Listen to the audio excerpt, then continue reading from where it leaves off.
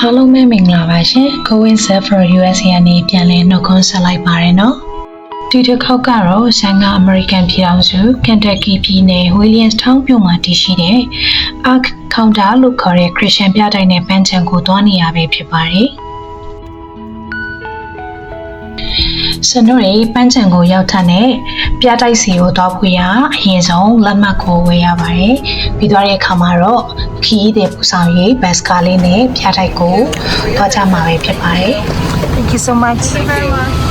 ဒီပန်းခြံနဲ့ပြတိုက်ထဲမှာဆိုလို့ရှိရင်အပြိုရန် zip line စီးခြင်းနဲ့စားတောက်ဆိုင်တွေအမှတ်တရလက်ဆောင်ပစ္စည်းရောင်းတဲ့ဆိုင်တွေအများကြီးဖွင့်လှစ်ထားတာကိုတွေ့ရှိရမှာပဲဖြစ်ပါတယ်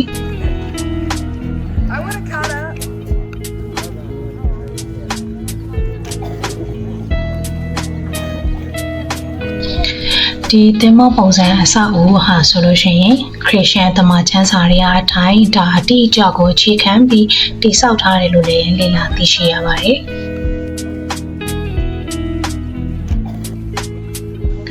ဒီလေရဲ့အလျားဆိုလို့ရှိရင်930ပေ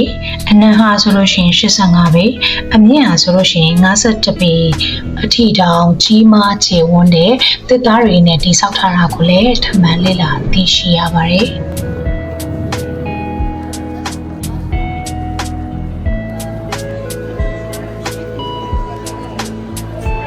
ဒီလေကြီးရဲ့အတွင်းပိုင်းမှာတော့ကမ္ဘာရေလွှမ်းမိုးမှုကြီးမဖြစ်ပွားမီနဲ့ဖြစ်ပွားစဉ်ကာလအတွင်းနော်ရဲ့မိသားစုဘဝနဲ့တရိษံများကိုမိတို့မိဘုံထိသိမ်းထားပုံတွေကိုပြသထားတာပဲဖြစ်ပါတယ်။အဲ့ဒါအပြင်ဖြော်ပြရေးအစီအစဉ်တွေလည်းထည့်သွင်းထားတဲ့ကြောင့်ခီးသောဧည့်သည်တွေအတွက်အမြင်တစ်မျိုးထူးဆန်းနေတာကိုလည်းတွေ့ရှိရမှာပဲဖြစ်ပါတယ်။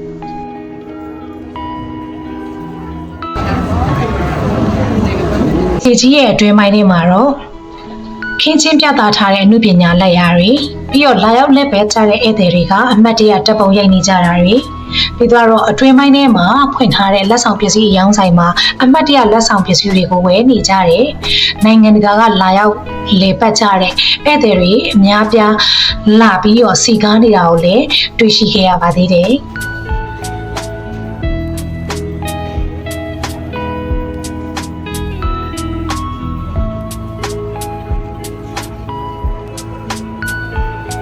ဒီခီးစဉ်ကိုလိုက်လည်ဖို့အတွက်ဖိတ်ခေါ်ပြီးရဲ့ဆက်ရဲ့တငယ်ချင်းမိသားစုကိုလည်းကျေးဇူးတင်ပါတယ်ဆိုတဲ့အကြောင်းကိုဒီဗီဒီယိုလေးကနေတစ်ဆင့်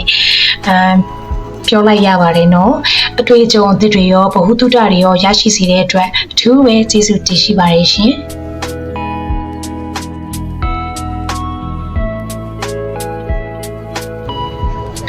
ဆက်ရဲ့လေးလာရေးခီးစဉ်ကတော့ဒီမှာပဲပြီးဆုံးပါပြီဆိုင်ရဲ့နောက်ဗီဒီယိုလေးမှာပြန်လည်တွေ့ဆုံကြမယ်နော်